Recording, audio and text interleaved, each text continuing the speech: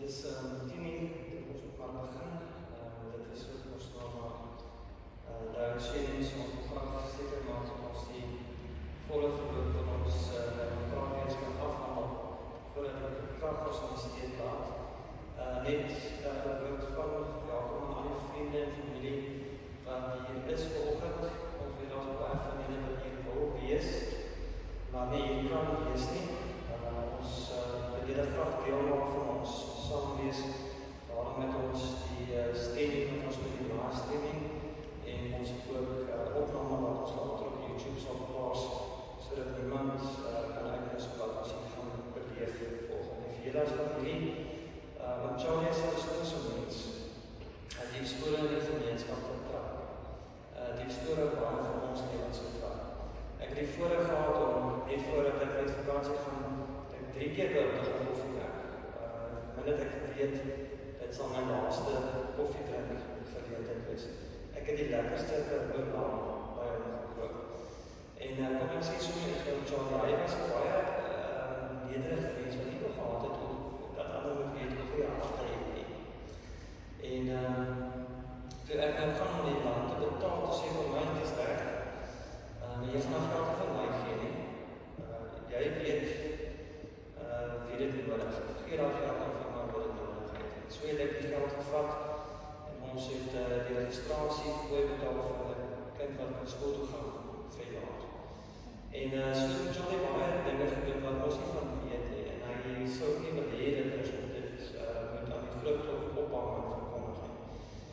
Maar soos ek die hele familie besê, was my school om julle te bel. Ek het dan vir oproep 'n bietjie uitgestel. Want ek weet besonders van mense wat die skool na ons lewe trap maak. Ou hartseer is dit die dag is ook nie daar.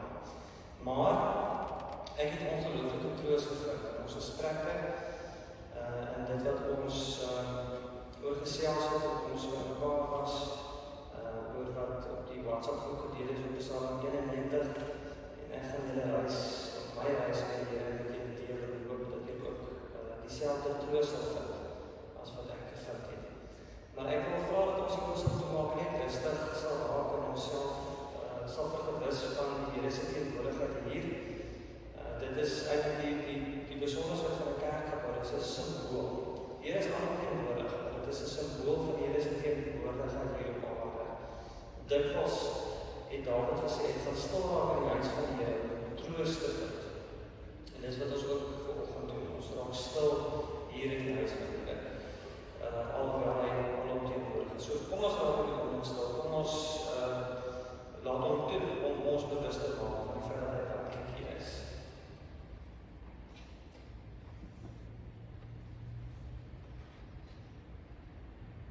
U is die Immanuel. U is die God by ons. U is die God wat mens geword het, onder ons omgewoon het. Dis wat ons die afgelope Kersseisoen gevier het, tussen al die hartseer en die mekaar dinge van waarmee die ons getuister word in die lewe. En dis juist omdat U die Immanuel is, die God by ons in moeilike omstandighede, dat ons hoop het, dat ons troos het en dat ons kans het vir die uitdagings waarmee ons elke dag te doen het. My gebed is, Here, dat ons op 'n tastbare manier deur die werke van die Gees bewissel word van U teenwoordigheid hier. Maar dis immers U wat troos. Dis U wat trane afdroog. Dis U wat die vrede gee wat alle verstand te boven gaan. Dis U wat op U bonatuurlike, geheimsinnige, goddelike manier in ons gemoed net 'n stuk rustigheid bring. En dis wat ons bid. Ek bid dit in Jesus naam. Amen. Ek wil kans gee dat Lise Marie sommer net 'n onderwys bring. Ek wil die begin van ons iets uit sommer met julle gedeel wat Charlie vir my beteken en met 'n onderwys is dit so 'n nagedagtenis. So 'n bietjie erkenning dat ons hier iemand besonder so Lise Marie, jy kan nie dan die mikrofoon toe kom en dan die onderwys van ons magtig. Dankie.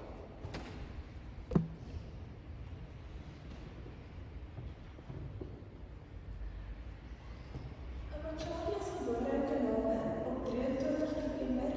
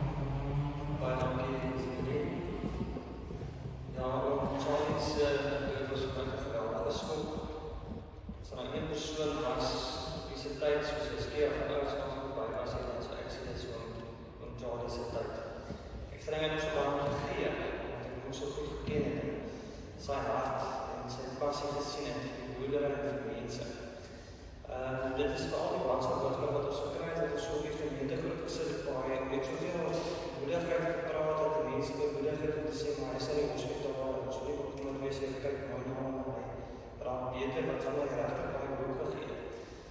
En dan het ek my ook later gehoor van die mense wat so gebid het, ek weet hier op Kraak dat mense van gebid, Reza se gebedsgroep het van gebid, en al die goedes het by my die idee gesê, dis nou bereik, Charlie gaan ook maak, maar hy gaan verseker is sterk, ek is alweer so nonchalant daaroor, laat nie bekom met gewete is in die hospitaal, maar ek gedink hy sou sterk, en ek dink is juist daar, want sy dood my so omkant getref het, en een hele klomp emoties by my losgemaak het. Emoties oor onzekerheid, ek is so seker ek gaan het maak, en ek is so seker ek weet hoe die Here werk, en Charlie is een goeie ou, en die Here kon nog maar echt, en ek dink jy sy daadjie dank het ons. So maar gaan net skoon met my krap te veel. Maar in elk geval, dit klop emoties met my losgemaak.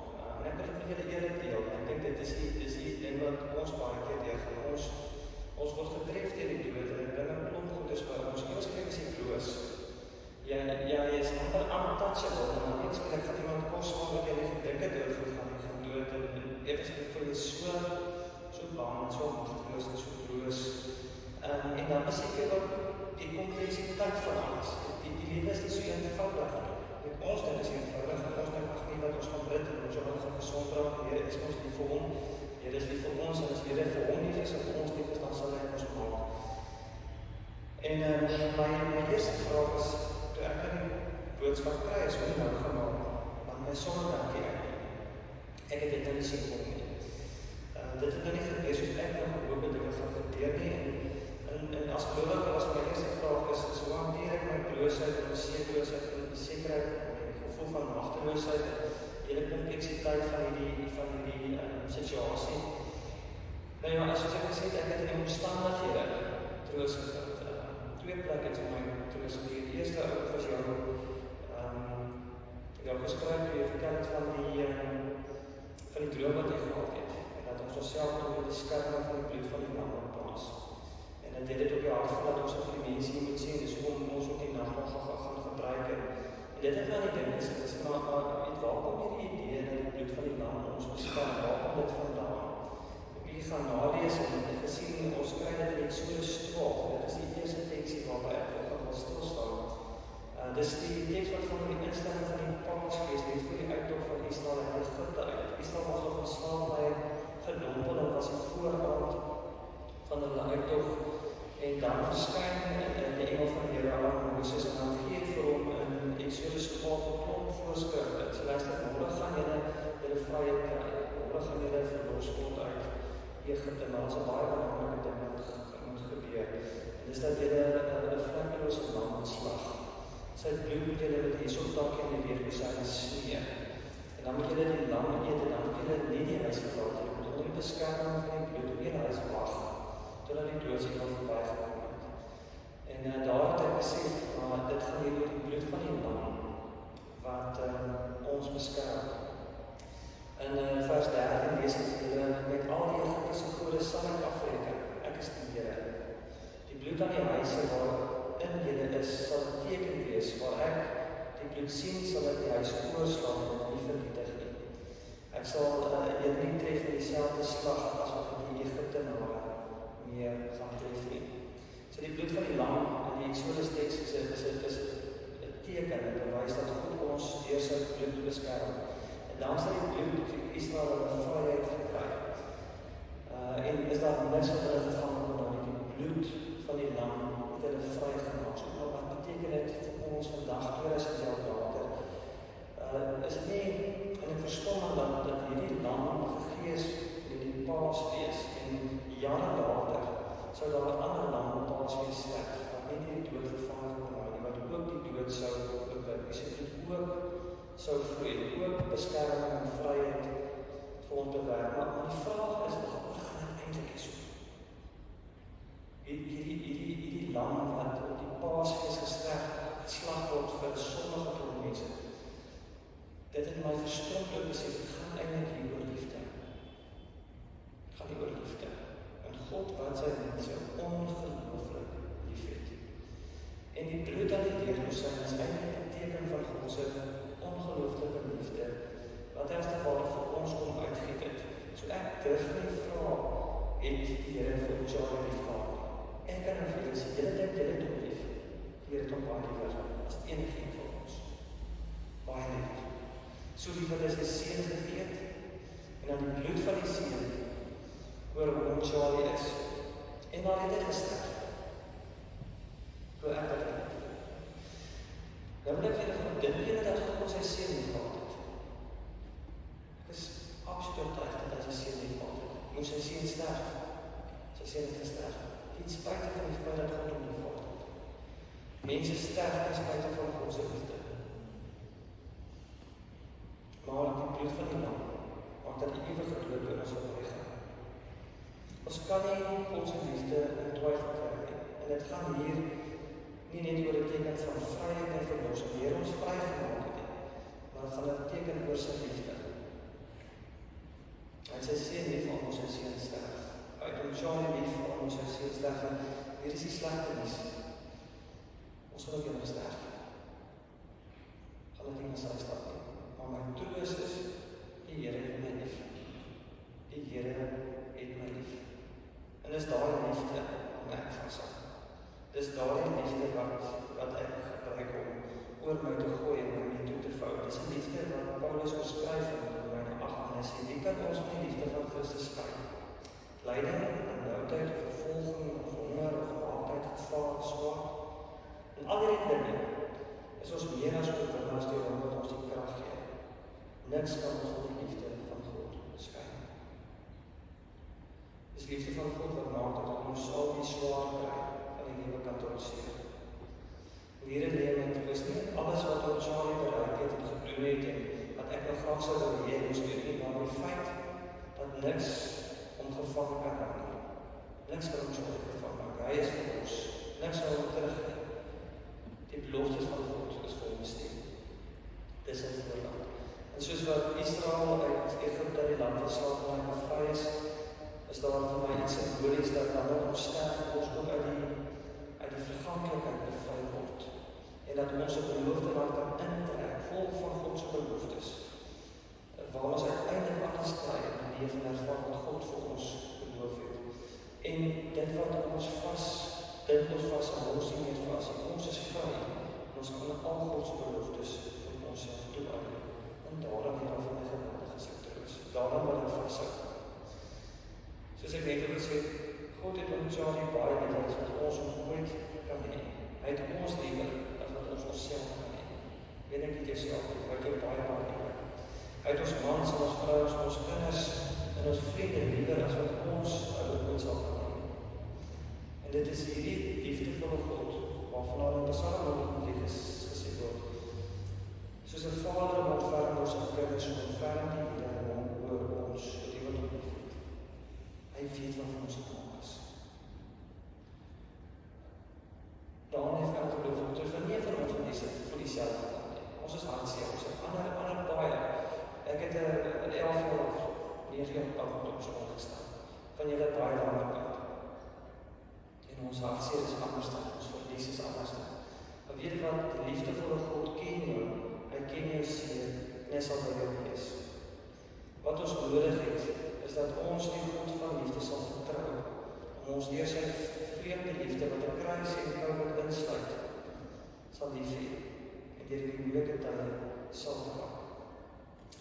Dit was die eerste die troos wat ek gekry het. Die troos in die bloed. Ons gaan net ons, as ek dit so kan sê, en ek weet dit is nie heeltemal teologies korrek nie, maar aan die ander kant wil ek sê, dit is ook teologies korrek. Gaan ons onder die bloed van die lam staan, ons gaan hierdie liefde van God vir ons toe en ons gaan het proef. Ons gaan het smaak hierdie nacht om te gedraai. En daar het die troos om fisies die brood, fisies die wijn te proef. Sê, Here, die liefde oordek my, die liefde is in my, ek is opwaard. Ek sal het maak, omdat U my liefde. Die ander troos wat ek gekry het by Psalm 91, die oor die gebedsgroep op die WhatsApp groep gesê, ek daarna gaan luister, en ek wil graag dit vir julle lees, en dit klink amper vreemd, want aan die ene kant van die amper sê, die beloof het ons al nie gekry nie. Hy gaan oorlede, is dood. En die gedeelte sê, maar as jy beskerm, as jy bede verloor, ek sal al die goedes vir jou doen. Dit was my eerste reaksie. So ek moes die Psalm 'n paar keer lees om te verstaan wat eintlik hier gesê word. En baie keer klik het ou nie met die eerste opslag nie. So kom ek deur lees eers die Psalm en dan leer ek natuurlik wat vir my hier uit na vore gekom het. Psalm 91 staan maar hy wat by die Allerhoogste skuilings vind en die beskerming van die Almagtige geniet.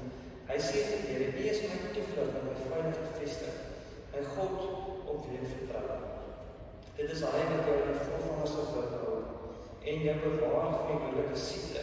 Hy beskik jou onder sy vleuels en is vir jou 'n veilige skuilplek. Sy trou beskerm jou aan alle kante. Jy hoef nie bang te wees nie vir gevaar in die nag of vir aanval oordag, vir pes wat die donker toe toeslaan, vir siekte wat later op dag verwoesting sal nie. Al val daar duisende langs jou, 10.000 by jou, vir jou sal ons tref nie. Met jou eie oë sal jy sien hoe die goddelose gestraf word, omdat jy die Here as skuilplek geneem het. Die Allerhoogste as jou beskermer sal geen onheil tref nie en geen plaag na jou voorplek kom nie. Hy sal sy engele opdrag gee om jou te beskerm waar jy ook al gaan. Op hulle hande sal hy jou dra sodat jy nie jou voet teen 'n klip sal stamp nie. Jy sal oor leeu's en alles koop, leeu's en slange sal jy doodhou. Omdat hy my liefhet, sal ek hom red, sê die Here. Omdat hy my ken, sal ek hom beskerm. Wanneer hy my aanroep, sal hy sy gebed verhoor. In sy nood sal ek by hom wees. Ek sal hom red, en omdat sy eer herstraf en baie lang sal ek hom gee. En oor my hulp sal hy hom verbly. So wat 'n ongelooflike psalm. Wat 'n ongelooflike stukkie bemoediging. Wat vir ons die versekering gee ten spyte van alle aardse teëspoeding soos ons tref nie. En tog, in dieselfde asem besef ek wat die kruis en die vervolging en die lyding in Christus betref. En om Charlie is hy het die siekte gedaan. Hy is dood aan die so werk hierdie ding. En ek het gelees en weet wat nie. Daar's 'n kant wat ek met my hele hart 100% glo elke woordjie wat daar staan. En as ek terugkyk na my lewe, was daar menige male dat die Here my beskerm het van die dood, die pes van my weghou, my vyande onderdruk het. Elke keer as ek hom beskryf so met my getroos, as ek kyk na my lewe, dan dink ek so, ek is geseën met 'n lang vol lewe, die Here is vir my goed. Hierdie is nie net 'n belofte wat sê God sal jou nooit tref, dit sê die Here is ons toevlug, dit sê die Here sal ons beskerm, dit sê eintlik die Here het ons lief. Want wie sal al hierdie beloftes maak as hulle nie lief het? Hoekom sê jy die goeders as jy nie lief het iemand nie? Hoekom sê jy nie, ek gaan al die goeders vir jou as jy net diep binne dit gewortel, die boodskap is dat ek jou lief het en dis wat ek by ons moet hoor. Dit wat ons hier gaan hoor is die feit dat die Here ons lief het. Ek is absoluut oortuig daarvan dat oom Charlie en sy sterwens oomblik bewus was van die Here se liefde. En dat dit sy liefde is wat mense 'n stuk vrede gee. En dit is hierdie God wat ons lief het, waarna ons moet vashou. En as ek na die bloed van die lam kyk, en ek kyk na Psalm 91, dan is dit hierdie woorde, hy wat by die Allerhoogste skuilings vind en die beskerming van die Allerhoogste geniet. En ek wag, dis wat ons nodig het. Alles wat ek gesien het in die omstandighede, die gebeure en die droom en die bloed, in Psalm 91, roep ons op en sê, neem jou toevlug tot die Here, neem jou toevlug tot die Here, neem jou toevlug tot die God wat jou ongelooflik lief het.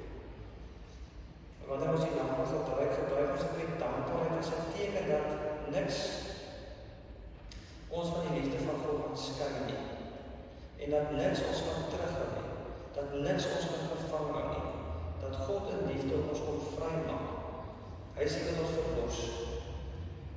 En in 'n sekere sin selfs kon vrymaak van Charlie se dood. Want dit kan baie maklik wees dat sy dood ons vashou. Dat sy die hartseer, die verlies, die goedes en dood van iemand naby jou in 'n sin jou vashou. Dis net die Here wat in sy liefde ons kan vrymaak om ten spyte van die dood voluit te kan leef. Om onder die beskerming van die bloed van die lam te staan, beteken om onder die beskerming van God se liefde te leef. dis my ontdekking met ek.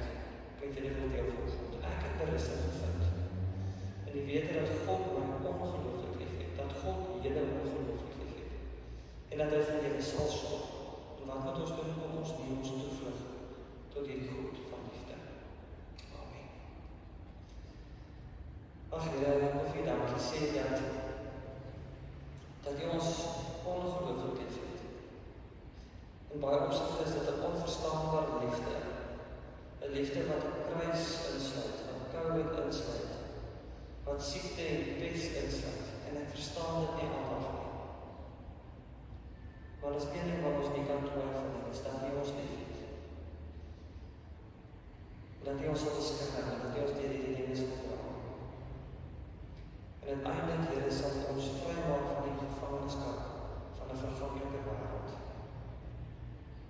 En ons sal die beloofde land kan betree en al die beloftes vir onsself toekyk. En die doodsengel sal dan net kan toekyk. Here, ons is U kinders, ons dra die teken van die lam, die teken van die liefde.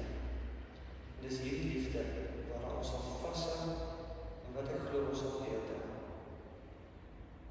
Ek dank U, Here, dat U ons so onbeskryflik liefhet. Amen. Ek wil dat ons dat die nagmaal gebruik as 'n sigbare, proefbare, voelbare, tasbare teken van God se liefde. Soos ons dit proe, kom ons dink aan die liefde wat hy vir ons bewys het. Kom ons hou dan vas dat dieselfde liefde ons sal dra.